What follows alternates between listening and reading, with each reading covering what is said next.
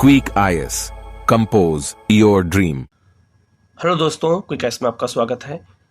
69 BPSC का जो paper है वो 30 सितंबर को है, नोटिफिकेशन आ चुका है और हमारे चैनल द्वारा प्रीवियस ईयर के क्वेश्चन हम लोग डिस्कशन कर रहे हैं। इस समय 1992 से लेकर 2022 तक के आज हम लोग इंडियन इकोनॉमिक्स के क्वेश्चन को देखेंगे।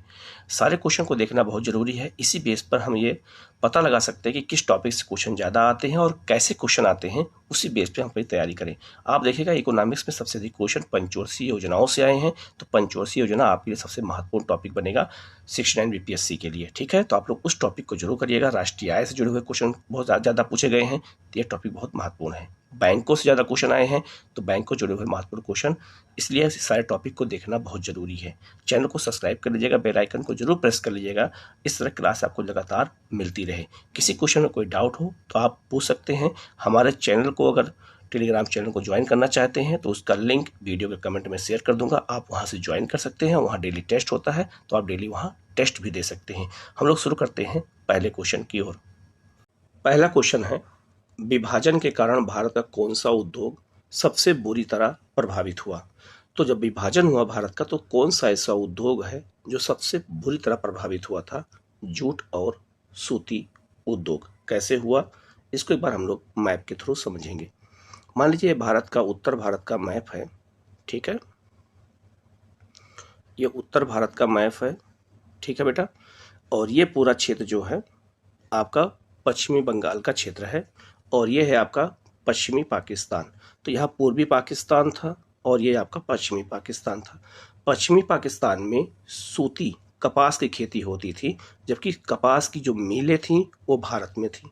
दूसरी तरफ जूट का जो क्षेत्र था वो पूर्वी बंगाल में था, जो जिसे बाद में पूर्वी पाकिस्तान बनाया गया, और जूट की मिलें कहाँ थीं? पश्चिम बंगाल में थी। तो मिलें जूट की या सूती हमारे यहाँ थीं, जबकि जूट और कपास का क्षेत्र जो है कहाँ था? पाकिस्तान में चला गया। तो जब कच्चा माल पाकिस्तान में चला गया तो हमारे यहाँ उद्योगों के लिए कच्चे माल की कमी हो गई, और इसी कारण हमारे यहाँ जूट और सूती उद्योग जो है काफ़ी प्रभावित हो गई। ठीक है, तो जो इसका आंसर हो जाएगा सी। ठीक है, दूसरा क्वेश्चन है, भारत में नियोजित अर्थव्यवस्था आधारित है। तो हमारे जो देश की अर्थव्यवस्था है वो एक मिश्रित अर्थव्यवस्था है, जिसमें पूंजीवादी व्यवस्था और समाजवादी व्यवस्था दोनों के गुण शामिल हैं। तो ये एक तरह से जो है मिश्रित अर्थव्यवस्था हमारे देश की अर्थव्यवस्था है। नेक्स्ट क्वेश्चन है, नीति आयोग का स्वरूप क्या है? तो नीति आयोग का जो स्वरूप है वो एक परामर्श दात्री के रूप में है। ठीक है, एडवाइज करता है, ये एक एडवाइज बॉडी है। ये नीति आयोग क्या काम करता है? तो नीति आयोग जो है एक तरह से सरकार को एडवाइज करता है। ठीक है, तो ये एक जो है बॉटम टू टॉप सरकार को एक थिंक टैंक के रूप में सलाह देने का काम करता है नीति आयोग। ठीक है, और इसकी स्थापना 1 जनवरी 2015 को हुई थी योजना आयोग के स्थान पर। इसका आंसर हो जाएगा बी। नेक्स्ट क्वेश्चन है, 8वीं पंचवर्षीय योजना की प्राथमिकता क्या थी? तो 8वीं पंचवर्षीय योजना जो थी उसकी प्राथमिकता क्या थी? तो उसकी प्राथमिकता थी रोजगार बढ़ाने को लेकर के।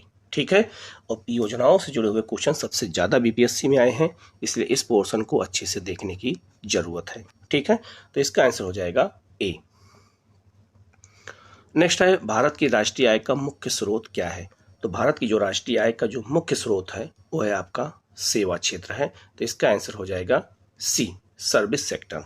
ठीक है, नेक्स्ट है, भारत में राज्य सरकारों के लिए आय का सबसे महत्वपूर्ण स्रोत क्या होता है? तो भारत में जो राज्य सरकारें होती, चाहे वो यूपी हो, बिहार हो, झारखंड हो, जो है उड़ीसा हो या हरियाणा हो, तो उसके लिए जो आय का सबसे बड़ा स्रोत होता है वो होता है बिक्री कर। इसका आंसर हो जाएगा डी। ठीक है,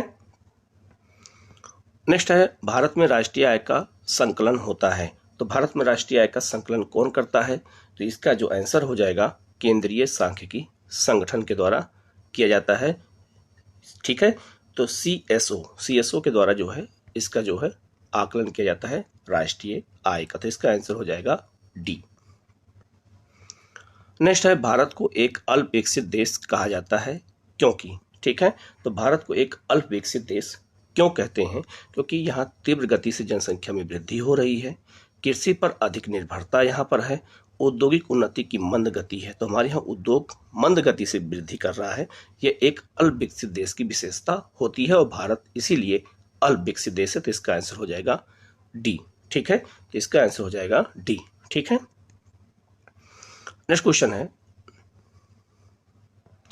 भारतीय अर्थव्यवस्था में संयुक्त क्षेत्र का क्या अभिप्राय है? तो भारतीय अर्थव्यवस्था में संयुक्त क्षेत्र का जो अभिप्राय होता है, जिसमें सरकारी और निजी दोनों क्षेत्र शामिल होते हैं, उसे संयुक्त क्षेत्र कहा जाता है। इसीलिए भारतीय अर्थव्यवस्था एक मिश्रित अर्थव्यवस्था है। तो इसका आंसर हो जाएगा डी। ठीक है, नेक्स्ट क्वेश्चन है, भारत में आर्थिक विकास अवरुद्ध रहा है मुख्यतः किस कारण से? तो भारत में आर्थिक विकास में रुकावट किस कारणों से रहा है? तो पहला है अकुशल कृषि व्यवस्था के कारण, अनियमित उद्योगीकरण के कारण, पश्चात सामाजिक अभिवृद्धि के कारण। तो इसका आंसर हो जाएगा डी, सभी के कारण भारतीय अर्थव्यवस्था में रुकावट उत्पन्न हुई है। नेक्स्ट है, भारतीय रुपए की विनिमय दर निर्धारित होती है। तो भारत में जो है जो रुपए की विनिमय दर जिससे हम एक्सचेंज करते हैं मनी को अपने यहाँ, तो कुछ चयनित मुद्राओं के संबंध में। ठीक है, तो इसका आंसर हो जाएगा सी। ठीक है, तो हम विनिमय दर का निर्धारण कुछ चयनित मुद्राओं के संबंध में करते हैं। इसका आंसर है सी। नेक्स्ट है, जीवन बीमा निगम एक उदाहरण क्या है? तो जीवन बीमा निगम में क्या होता है, लोग पैसा जमा करते हैं, बीमा कराते हैं। तो जो पैसा जमा करते हैं तो उसे हम निवेश कहते हैं, इन्वेस्टमेंट कहते हैं। तो ये एक तरह का निवेश बैंक होता है। तो इसका आंसर हो जाएगा सी। तो लोग यहाँ पैसा जमा करते हैं, उसको रिटर्न मिलता है और सरकार जो ये पैसा जमा होता है, सरकार इसी पैसे का इस्तेमाल अन्य क्षेत्रों में करती है। ठीक है, तो इसका आंसर हो जाएगा सी। नेक्स्ट क्वेश्चन है, निम्नलिखित में से कौन आर्थिक विकास के लिए प्रत्यक्ष रूप से महत्वपूर्ण नहीं है? ऐसी कौन सी चीज है जो आर्थिक विकास के लिए प्रत्यक्ष रूप से महत्वपूर्ण नहीं है? डायरेक्ट रूप से, इनडायरेक्ट हो सकता है लेकिन डायरेक्ट नहीं हो सकता है। तो इसका आंसर हो जाएगा मुद्रा की मात्रा। मूल्य स्थिरता, बचत दर, संसाधनों का उपयोग ये प्रत्यक्ष होता है और मुद्रा की मात्रा अप्रत्यक्ष इनडायरेक्ट होता है। इनडायरेक्ट जो है ये माना जाता है। तो इसका आंसर हो जाएगा ए। नेक्स्ट क्वेश्चन है, भारत में अधिकांश व्यक्ति बेरोजगार हैं। तो भारत में अधिकांश व्यक्ति कहाँ बेरोजगार हैं? तो ये कृषि क्षेत्र में है। तो इसका आंसर हो जाएगा आपका जो है बी, एग्रीकल्चर सेक्टर में सबसे ज़्यादा बेरोजगारी पाई जाती है भारत में। ये सबसे महत्वपूर्ण क्वेश्चन है, इसको याद रखिएगा। ऐसे ही क्वेश्चन बीपीएससी में पूछे जाते हैं। नेक्स्ट है, भारत में भूमि सुधार के क्षेत्र में शामिल नहीं है। तो भूमि सुधार के लिए पहला संविधान संशोधन 1951 में किया गया था, 9वीं अनुसूची जोड़ी गई थी। ठीक है, और इसमें जो है क्या क्या काम होता है और क्या काम नहीं होता है। तो बिचौलियों की समाप्ति की गई भूमि सुधार के अंतर्गत। भू जोतों का एकीकरण किया गया, जो जहाँ पे कृषि की जाती है सबको एक तरह से बांधा गया था। चकबंदी की गई थी। सहकारी कृषि को बढ़ावा दिया गया था। सहकारी कृषि का मतलब होता है जब कई लोग मिल करके अपने खेत को एक साथ जोड़ लेते हैं और एक बड़ा सा खेत बना लेते हैं, खेती करने के लिए कृषि क्षेत्र बना लेते हैं, तो उसे हम सहकारी कृषि कहते हैं। लेकिन किसानों को मकान ऋण देना ये इसमें शामिल नहीं था भूमि सुधार के अंतर्गत। तो जो इसका आंसर हो जाएगा वो हो जाएगा आपका डी। ठीक है, नेक्स्ट है, भूमि विकास बैंक निम्नलिखित का एक अंश है। तो भूमि विकास जो बैंक है वो किसका एक अंश माना जाता है? तो जो इसका जो आंसर है वो हो जाएगा सहकारी उधार ढांचे का। ठीक है, कोऑपरेटिव इंफ्रास्ट्रक्चर का एक उदाहरण माना जाता है। तो इसका आंसर हो जाएगा डी। नेक्स्ट है, 1991 की नई आर्थिक नीति का लक्ष्य क्या था? तो 1991 में जब आर्थिक नीति लाई गई थी, नई आर्थिक नीति लाई गई थी, तो हमारे यहाँ उदारीकरण लाया गया, निजीकरण लाया गया, भूमंडलीकरण लाया गया। ठीक है, तो इसको शॉर्ट फॉर्म में क्या कहते हैं? LPG। LPG। तो हमने जो है उदारीकरण किया, निजीकरण किया, भूमंडलीकरण किया। ठीक है, तो हमने जो है अर्थव्यवस्था को एक तरह से विश्व के लिए हमने खोल दिया। कब? 1991 में। इस वित्त मंत्री थे जो है माननीय मनमोहन सिंह, जो भारत के प्रधानमंत्री भी रह चुके हैं। उन्होंने और नरसिम्हा राव उस समय भारत के प्रधानमंत्री थे। इन दोनों लोगों ने मिल करके नई आर्थिक नीति लाई और जो भारत के लिए एक तरह से वरदान साबित हुआ। ठीक है, तो इसका आंसर हो जाएगा, याद रखिएगा, डी, सभी। नेक्स्ट है, निम्नलिखित में से कौन सा केंद्रीय सरकार का कर नहीं है? ऐसा कौन सा कर है जो केंद्र सरकार का नहीं है? ठीक है, तो इसका आंसर हो जाएगा भूमि भू राजस्व। तो भूमि का जो कर होता है ये राज्य सरकार का होता है, जबकि सीमा शुल्क, उत्पाद शुल्क और आयकर ये केंद्र सरकार लगाती है, लेकिन भूमि कर राज्य जो है केंद्र सरकार न लगा करके राज्य सरकार लगाती है। और एक बात और आप लोग ध्यान दीजिएगा, बहुत जो महत्वपूर्ण है कि कौन कौन से कर राज्य के हैं, कौन से कर केंद्र के हैं, ये भी जानना जरूरी है। ये भी मैं आप लोगों को पढ़ाऊंगा और बताऊंगा। तो इसका आंसर हो जाएगा बी। नेक्स्ट है, सामान्य रूप से मुद्रा नीति का प्रधान लक्ष्य क्या होता है। तो जो मुद्रा नीति होती है इसका प्रधान लक्ष्य क्या होता है, मतलब मुख्य लक्ष्य क्या होता है, मुद्रा आपूर्ति का नियंत्रण करना। महंगाई में वृद्धि हो रही हो, इन्फ्लेशन बढ़ रहा हो, तो ऐसी स्थिति में मुद्रा आपूर्ति पर नियंत्रण किया जाता है। ये जो है इसे हम कहते हैं मॉनेटरी पॉलिसी कहते हैं, और ये आरबीआई के द्वारा इसको प्रयोग किया जाता है। तो इसका आंसर हो जाएगा ए। नेक्स्ट है, जनांकिकी में लिंग अनुपात का अर्थ क्या होता है। तो लिंग अनुपात का मतलब क्या होता है, तो इसका मतलब होता है प्रति 1000 पुरुषों के साथ महिलाओं के अनुपात से।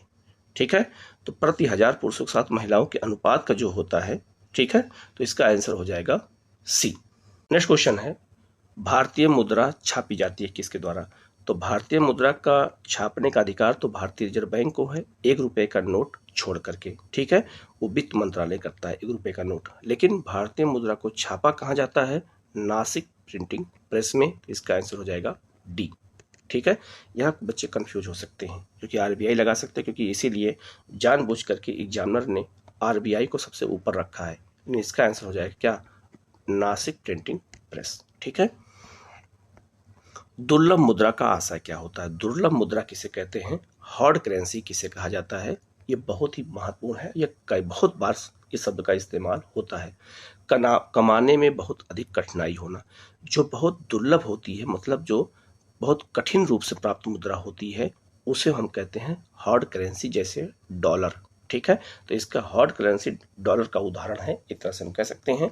याद रखिएगा, इसलिए इसका आंसर हो जाएगा बी। ठीक है, तो इस तरह के क्वेश्चन भी बहुत ज़्यादा एग्जाम में पूछे जाते हैं।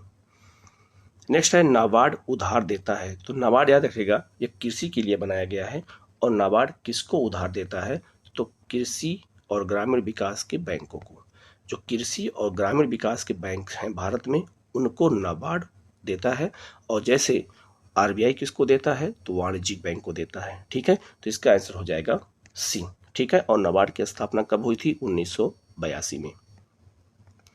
नेक्स्ट है, WTO अस्तित्व में कब आया। ठीक है, विश्व व्यापार संगठन कहते हैं इसको। और यह अस्तित्व में कब आया था, इसकी स्थापना कब हुई थी, तो इसका जो आंसर है जनवरी 1995 में। ठीक है, तो इसका आंसर हो जाएगा बी।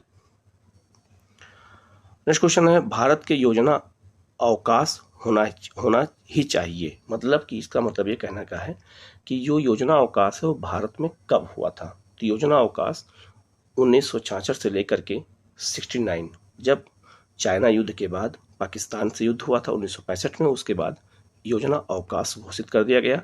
तो जो है 1966 से लेकर के 69 तक योजना अवकाश का काल था, प्लान हॉलीडे था। तो ये आप इसको याद रखिएगा, ये क्वेश्चन कई बार बीपीएससी में आया हुआ है। तो इसका आंसर हो जाएगा बी। नेक्स्ट क्वेश्चन है, क्षेत्रीय ग्रामीण बैंकों, जिसे ग्रामीण बैंकों के रूप में पुकारा जाता है, वर्गीकृत किए जाते हैं कैसे। ठीक है, तो क्षेत्रीय ग्रामीण बैंकों को याद रखिएगा ग्रामीण बैंक भी कहते हैं, और इनको हम वर्गीकृत करते हैं अनुसूचित वाणिज्यिक बैंकों के रूप में। तो इसका आंसर हो जाएगा डी। नेक्स्ट है, पंचवर्षीय योजना का अंतिम अनुमोदन देता है कौन। तो पंचवर्षीय योजना का अंतिम अनुमोदन कौन करता है, राष्ट्रीय विकास परिषद। ठीक है, एनडीसी जो है इसको अनुमोदन अंतिम रूप से करता है, और इसका भी प्रधानमंत्री ही इसके अध्यक्ष होते हैं। ठीक है, तो नीति आयोग, यहाँ नीति आयोग होगा, पहले ये योजना आयोग करता था, योजना आयोग के बाद वो नीति आयोग के पास भेजा जाता था। लेकिन अब नीति आयोग से जो है वो राष्ट्रीय विकास परिषद, और दोनों के अध्यक्ष कौन होते हैं, भारत के प्रधानमंत्री। नेक्स्ट है, किस वर्ष में भारतीय रुपए का महीने में 2 बार उन्मूलन किया गया। उसके मुद्रा के मूल्य को गिराया गया 2 बार। कब गिराया गया, 1991 में।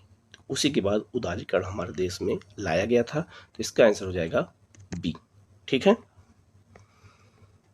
नेक्स्ट है भारतीय अर्थव्यवस्था में किस पंचवर्षीय योजना काल के दौरान कीमत स्तर घट गई थी।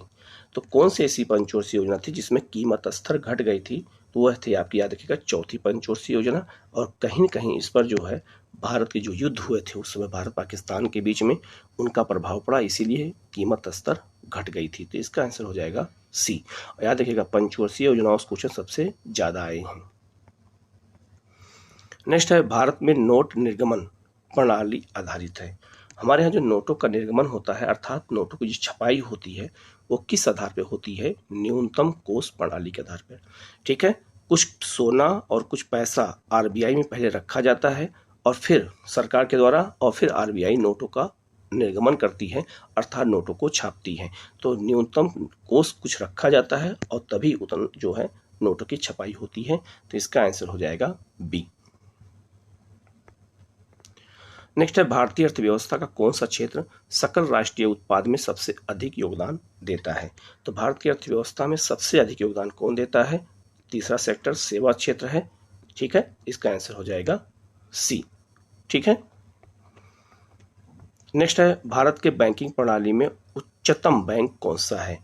तो भारतीय बैंकिंग प्रणाली में सबसे ऊपर कौन सा बैंक है, भारतीय रिजर्व बैंक है। ठीक है, 1935 के अधिनियम के द्वारा इसकी स्थापना की गई थी भारतीय रिजर्व बैंक। इसे बैंकों का बैंक भी कहा जाता है। तो इसका आंसर हो जाएगा बी।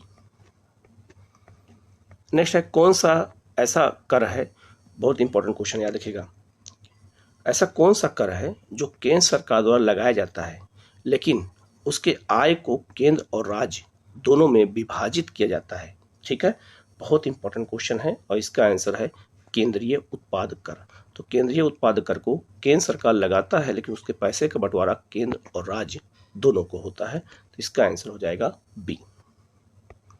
ठीक है, नेक्स्ट क्वेश्चन है भारत में राष्ट्रीय लेखा समंक एकत्रित किए जाते हैं। इसका मतलब है कि राष्ट्रीय आय का जो लेखा होता है वो किसके द्वारा किया जाता है। इस शब्द का इस्तेमाल करने का मतलब यूपीएससी का ये है आपको भरमाना, ऐसे शब्दों का इस्तेमाल इसलिए किया जाता है। तो इसका आंसर हो जाएगा बी, केंद्रीय सांख्यिकी संगठन। तो ऐसे शब्दों को देखने के लिए इसीलिए हमें प्रीवियस क्वेश्चन देखना बहुत जरूरी है। ठीक है,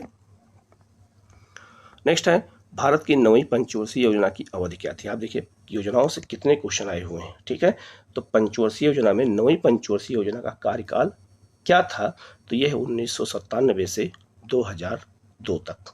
ठीक है, तो इसका आंसर हो जाएगा बी।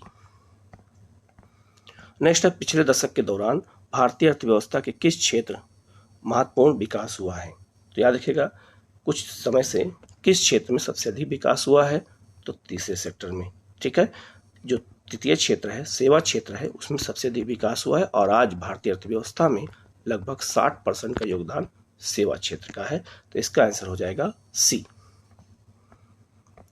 नेक्स्ट क्वेश्चन है किसी देश की प्रति व्यक्ति आय प्राप्त की जाती है। तो किसी भी देश की प्रति व्यक्ति आय कैसे प्राप्त करते हैं, राष्ट्रीय आय और जनसंख्या दोनों से जब भाग दिया जाता है तब किसी देश की प्रति व्यक्ति आय प्राप्त होती है। इसका आंसर हो जाएगा सी। नेक्स्ट है निम्न में से कौन से दो परोक्ष कर है। परोक्ष का मतलब होता है अप्रत्यक्ष कर या इनडायरेक्ट टैक्स। ठीक है, तो इसमें कौन से दो है अप्रत्यक्ष कर के उदाहरण हैं। अब देखो हमें याद होना चाहिए कि जो आयकर है वो प्रत्यक्ष कर है और आयकर यहाँ भी है, आयकर यहाँ भी है और आयकर यहाँ भी है। तो तीनों आंसर कट गया। इसका आंसर हो जाएगा सी अपने आप, बिक्री कर और उत्पाद शुल्क। तो ऐसे ही क्वेश्चन हम आंसर निकालते हैं। अब तीनों जगह पर हमें अगर पता हो कि आयकर जो है प्रत्यक्ष कर है और परोक्ष कर पूछा जा रहा है तो इसका आंसर आसानी से निकाला जा सकता है। ठीक है, तो इसका आंसर क्या है सी, बिक्री कर और उत्पाद शुल्क। ठीक है, नेक्स्ट है रुपए का अंतिम बार उन्मूलन किया गया कब। तो रुपए का जो अंतिम बार उन्मूलन किया गया था वो किया गया था जुलाई 1991 में। ठीक है, इसका आंसर हो जाएगा ए। नेक्स्ट है बैंकों द्वारा लाए गए निम्नलिखित में से किस भुगतान उपाय को प्लास्टिक मुद्रा के रूप से जाना जाता है। किस को हम प्लास्टिक मुद्रा कहते हैं, तो याद रखिएगा बहुत ही महत्वपूर्ण है, बहुत आसान क्वेश्चन है। क्रेडिट कार्ड को, तो जो क्रेडिट कार्ड होता है उसको हम प्लास्टिक मुद्रा कहते हैं। ठीक है, इसका आंसर हो जाएगा बी। नेक्स्ट है IRDP का मुख्य उद्देश्य क्या है। तो IRDP का जो मुख्य उद्देश्य है वो क्या है, ग्रामीण विकास और निर्धनता निवारण के लिए ये प्रोग्राम शुरू किया गया था। इसका आंसर हो जाएगा डी। नेक्स्ट है सापेक्ष निर्धनता का अर्थ क्या है। एक निरपेक्ष निर्धनता मतलब कि इसका मतलब ये समझो, निरपेक्ष गरीबी और सापेक्ष गरीबी। तो सापेक्ष गरीबी का अर्थ क्या होता है, ठीक है।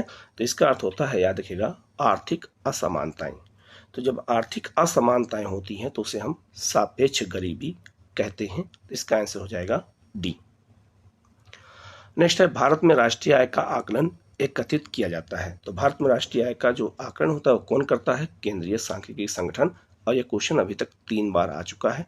मैंने इसलिए सारे क्वेश्चन को मेंशन किया है आप लोगों को दिखाने के लिए कि क्वेश्चन कितने रिपीट होते हैं, ठीक है। तो इसका आंसर हो जाएगा सी। नेक्स्ट है भारत में चालू मूल्य पर प्रति व्यक्ति न्यूनतम आय वाला राज्य कौन सा है। तो चालू अगर मूल्य पे देखा जाए तो सबसे कम प्रति व्यक्ति न्यूनतम आय कहाँ की है, बिहार की है। तो इसका आंसर हो जाएगा ए। नेक्स्ट है कौन सा आर्थिक संरचना में नहीं आता है। आर्थिक संरचना मतलब हो गया इकोनॉमिक इंफ्रास्ट्रक्चर में कौन शामिल नहीं है। सड़कें शामिल हैं, रेलवे शामिल है, ऊर्जा शामिल है, लेकिन शिक्षा और स्वास्थ्य इसमें शामिल नहीं है। इसका आंसर हो जाएगा सी। नेक्स्ट है 10वीं योजना की अवधि क्या है। जो 10वीं योजना थी उसकी अवधि क्या है। देखो ये क्वेश्चन बार बार आए हुए हैं, याद रखिएगा, ठीक है। तो 2002 से लेकर के 2007 तक। इससे पहले जो क्वेश्चन था 9वीं पंचवर्षीय योजना पूछा गया था, जो 1997 से लेकर के 2002 तक था। तो 9वीं पंचवर्षीय योजना ये थी और 10वीं ये।